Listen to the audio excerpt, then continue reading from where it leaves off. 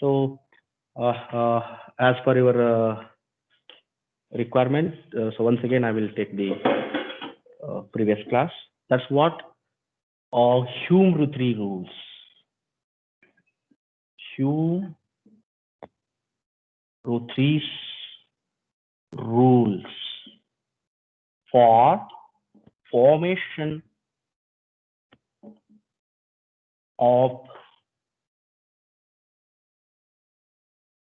solid solution, right? Into the bracket, I can write it substitutional solid solution. Substitutional solid solution. See, I told you that nucleation. Meanwhile, we should understand here the nucleation. This is what our first step. Nucleation. Nucleation means the first step of formation of solid, because this has a number of atoms combined together to form one cluster, right? That's what I told you that in the previous class. Nucleation is the first step of the formation of solid solution. What exactly nucleation? It contains the number of atoms. Around about 10 to 15 atoms should be present in the each nuclei. That's what our condition. That if you say that nuclei or that nucleation is perfect, that must contains of 10 to 15 atoms. Okay, now while forming this nucleation, so we have to take care about what kind of the nucleation we need to form, whether that is a homogeneous nucleation or heterogeneous nucleation. If it is homogeneous nucleation, this rules is not obey. Only this rules is we need for these rules for the heterogeneous nucleations. Once we forming the heterogeneous nucleations, we have to follow or we have to obey these rules. Because while we are forming the substitutional solid solution or heterogeneous nucleation, we have to ensure the substitutional solid solutions.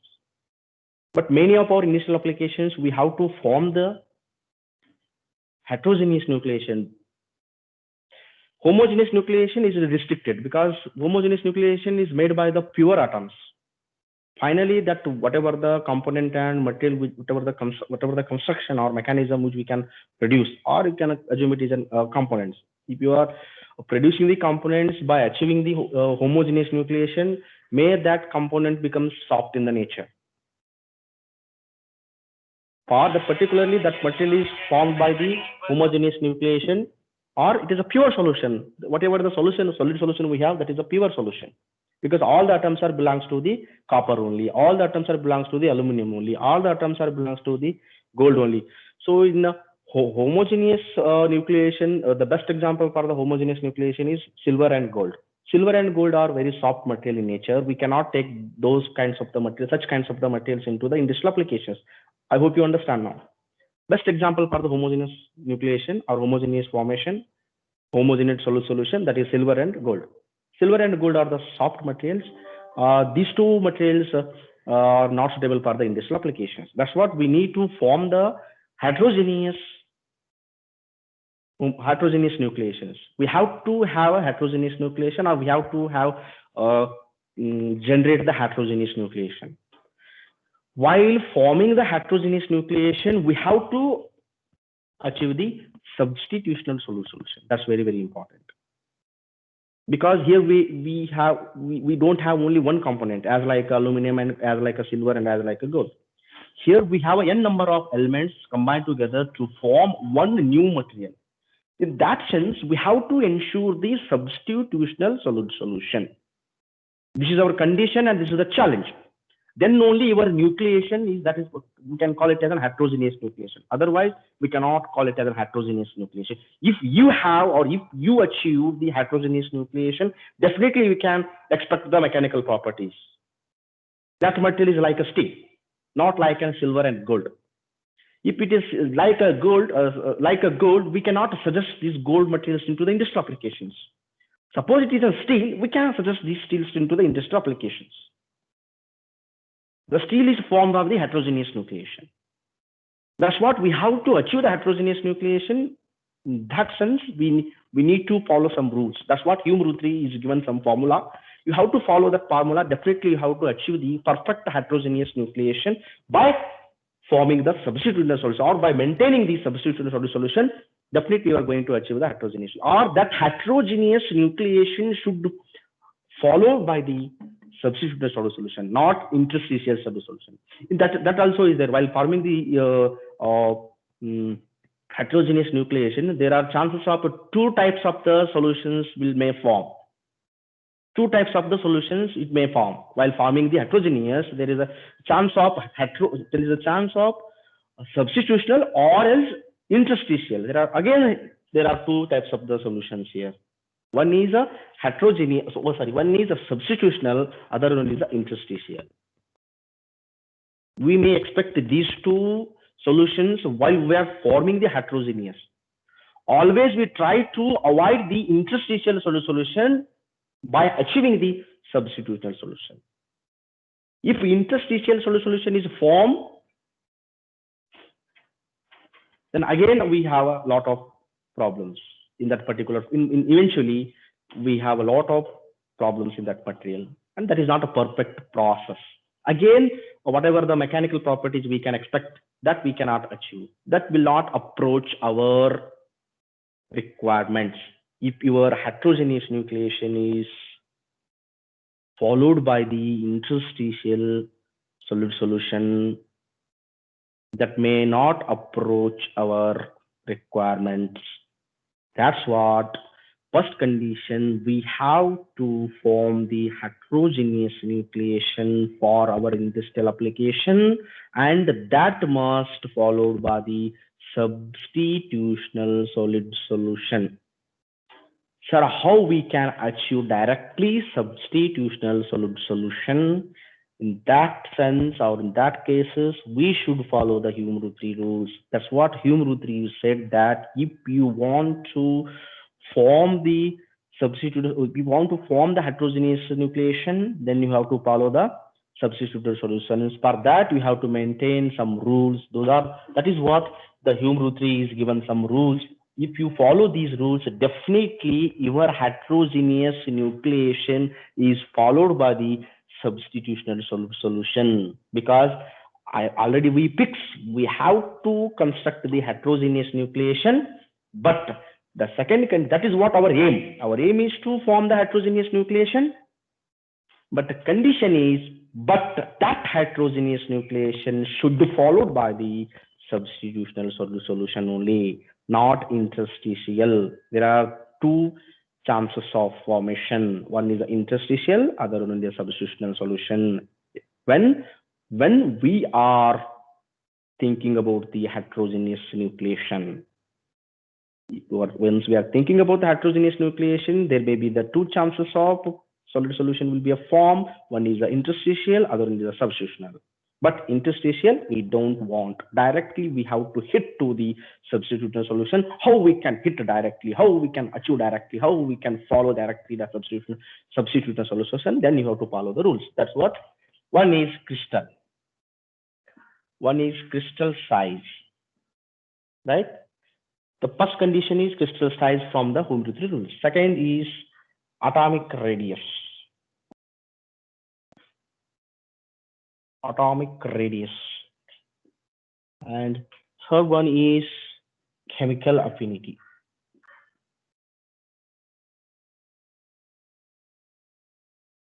Chemical affinity. And fourth one is electron negativity. And fifth, you can say it is valence factors. Valence factors. So, just what the Hume-Rothery said, that we have to follow these rules, or substitutional solution or solid solution must govern by these rules. Yes, now we are ready to form the heterogeneous nucleation. Yes, we are ready. Now we are ready because we have two components. Now we have two components, or we have a bunch of components is there. Now our aim is to mix these components. We will form the heterogeneous nucleation. That is what our plan. That is what we are constructing the new material through the heterogeneous only. For example, steel. Sir, here we have a steel. Here we have a steel. In steel, carbon and iron is present. Basically, carbon and iron is there. In that, we are adding the silicon, magnesium, manganese, like this we are adding. Okay, no problem. You can add it and you can manufacturing the steels through the heterogeneous nucleation. When you are adding these elements, magnesium, manganese, silicon, so boron, like these components, once we allow to mix into the basic steel, or basic steel means carbon and iron. In that we are adding these type of the elements into that becomes heterogeneous, because all together we heat them and we melt them, then we can get one solution. That solution is not a pure solution. If it is a pure solution, we can say it is a homogeneous. Only the carbon atoms, only the iron atoms are present in the entire solution, that we can say it is a homogeneous. Now it is a heterogeneous because here we have basic steel. Basic steel in the sense, again, already there are two components, iron and carbon components are present. Then we are adding another manganese, or else magnesium, or else silicon. Which one you want, that what your depends upon your requirement. If you are taking the silicon is about that particular requirements we are choosing. Blindly we are not choosing, simply we are not taking these kinds of the elements. These kinds of the elements for our requirement, what the customer demand, based on that we are taking all these kinds of the elements. Then we can take silicon because we want a little bit strength and little bit hard in that particular steel. That's what we are taking the silicon and chromium materials. Then silicon and chromium materials we are added into the basic steel. Now we are melting all these components together. What we will get? We will get one solution. That solution, we can say it is a heterogeneous solution. In that, we have to follow the substitutional solution.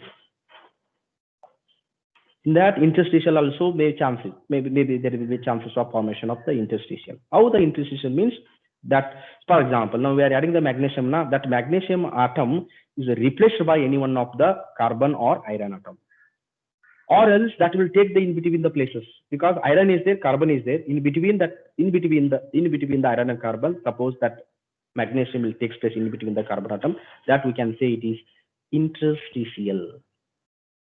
One of the carbon atom or one of the iron atom should be replaced by the magnesium atoms, because we are taking the magnesium deliberately to looking into that particular property. Looking into the particular property, deliberately we are choosing this component. Now we are taking it to that solution. So I need that presence in that solutions. That will not take place in between the two atoms. Two atoms means iron and carbon atom. That should be replace the whether iron and carbon content. Means influence of that magnesium should be present in that solution. That will be achieved by the substitutional solutions. How we can achieve the substitutional solution? By following this. But what exactly the first condition is? Crystal size. Sir, here we are taken the aluminum material, sir, basically. Then we can take a plus copper. Now we are adding the copper into the aluminum. This is our aim. Now we are going to add the copper into the aluminum. This is what our aim, sir. Then, okay. Then what is the first condition? Coming to the first condition. Before mixing these two components, you should follow the rules. That is what first rule. What is the first rule? The first rule is the crystal size. Now you can check out the crystal size of the aluminum and crystal size of the copper. What is said? Crystal size of the both the components should be same.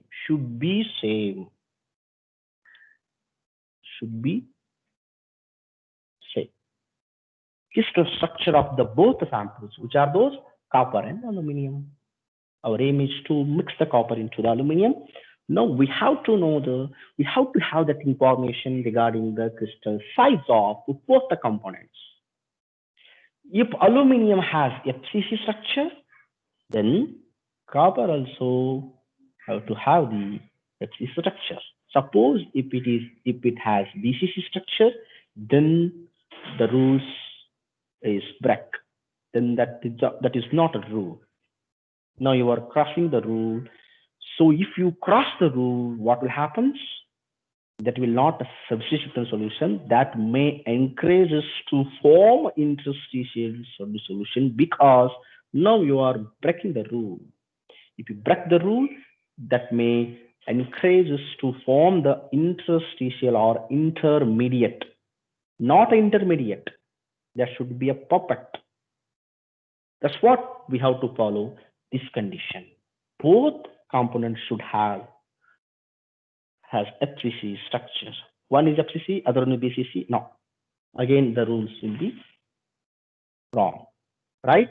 This is the first condition. Before adding these two, before mixing these two, you should know about their crystal size. Yes, suppose sir, both the materials have the same crystal structure, then you can add, then you can mix them, no problem, because the first condition is right. Hope you understand. What is the first condition? Crystal size of the both the components, whatever it is, whichever the materials you can choose. If you choose 3-4 components, not an issue, no problem, you can take it. But crystal structure of all the components should be same. I hope you understand. Let's go to next. And coming to the atomic radius. Yes. Again, I will come here. Again, I will take now this time aluminum and nickel. I will take this time. No, copper and nickel. I will take this time. Sir, our aim is to mix the copper into the nickel or nickel into the copper. But this is our mixture. This is our heterogeneous formation. Okay. Now you are choosing the copper and aluminum. Now according to coming to the second. That first condition is this. No. The structure of these two materials should be same. Next condition, atomic radius. Now you have to check out the atomic radius of the copper and nickel. Atomic radius, what is the condition? Atomic radius of the both the samples also should be same, or as much as possible less atomic radius. That very that you have to maintain that less radius. Lesser in radius are so more stronger than the bigger in radius. However, radius will be very less, like that there were grain formation and the size of the nuclei also very less. Smaller in size, harder the material, larger in the size, softer the material. That's what. However, we have to maintain the smaller radius materials. Though, if you're choosing the copper and aluminum, no problem for your particular applications, but the main condition is that the atomic radius of the both components should be same. This is around about atomic radius is 0.128. This should be also in nanometer. This radius also 128 nanometers. Same nanometer. This should be also a nanometer. So both the radius of the components are equal or same, then only that mixture will be a perfect. Then only that we can achieve that mixture. Otherwise, there will be the problem. Suppose, sir, I cannot get the same radius. So suppose, so I am not getting, sir, because I'm not getting the perfect radius, but nearer to that I am getting. And so copper is my base, sir. I have to take the nickel only because of my particular applications, and then check out the nickel radius. The nickel radius is little bit lesser than this. How much it is? Now it is 0.128 nanometer. This is 0.125 nanometer. 0.03 nanometer is less. Okay, then this is the difference. This is what the difference. Then what Hume-Lethierry said? Okay, if it is a difference in the radius, that must not exceed above 15%. Above 15%. So there will be the difference in the radius, sir. How much, up to how much we can take the difference in the radius? That is up to 15%. More than 15%, there will be the difference between the two atomic radius. Then again the rules is break. Again we are breaking the rules. Again that rules. Again we are crossing the limit. Again what happens? Again this encourages to form the intermediate solution. This leads to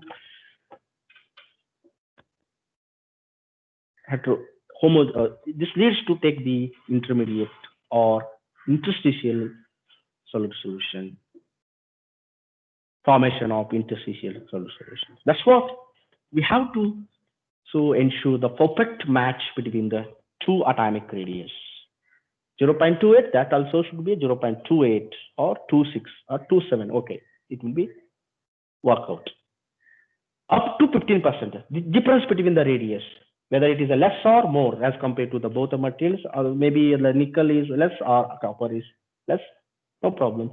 But the difference between the atomic radius that must not exceed, or that should not exceed more than 15%. Now 0.03 is there, okay, it will be okay. Hope you understand. The first condition, we have to have the same radius materials, same radius components. Suppose that is impossible, then there will be the exemption is there up to 15%. You can take the difference up to 15%. Okay, now coming to the third rule, that is chemical affinity. Chemical affinity of the both the components. You can take aluminum and copper, or copper and nickel. Any one you can take, any one composition you can take, or any other composition you can take. The chemical affinity, once we look into the chemical affinity of the both the components should be the same. One is a less chemical affinity and other one is a more chemical affinity. There will be a lot of difference in there. One is immediately get react with the other components and other situations. One is neutral. So due to this, there will be a lot of metallurgical problems. Looking to the metallurgical aspects, there are a lot of metallurgical problems may occur because of the chemical reaction or chemical affinity. Chemical affinity, there is a lot of, that is a greater difference between the chemical affinity between the two components, greater chemical affinity, greater difference, there is a greater difference between the two components. Chemical affinity should be same in the two components. Suppose one is less, another one is more chemical affinity, that may leads to take a lot of metallurgical issues. Metallurgical issues means there will be defects and all these things. Means again we can say it is directly intermediate will be a form, intermediate formation, intermediate solution will be a form, or intermediate nucleation will be a form. That may leads to the number of defects occur in that component or that material. That's what the chemical affinity of the both the samples should be same. Coming to the point, next fourth, electron negativity. Electron negativity of the both the sample. Electron negativity means to gain an atom, gaining of an atom. Each copper and nickel. Now we are taking the copper and nickel. So gaining of an atom, capability of gaining an atom of copper and nickel should be same. Should be same. For example, chemical affinity of, so copper is 1.9. So electron negativity of the nickel is 1.8. Then this is not much difference. Suppose very less difference between the chemical, less difference between the electron negativity of the both the samples, that also will be worked out. Not much difference. That first condition, electron negativity, gaining up an electron capability should be same in the both the components. That is our first condition. If it not happens, this also will be a workout. This will be so workout, right? This is not a much difference. In 0.8 is there. This is 0.9 and 0.8.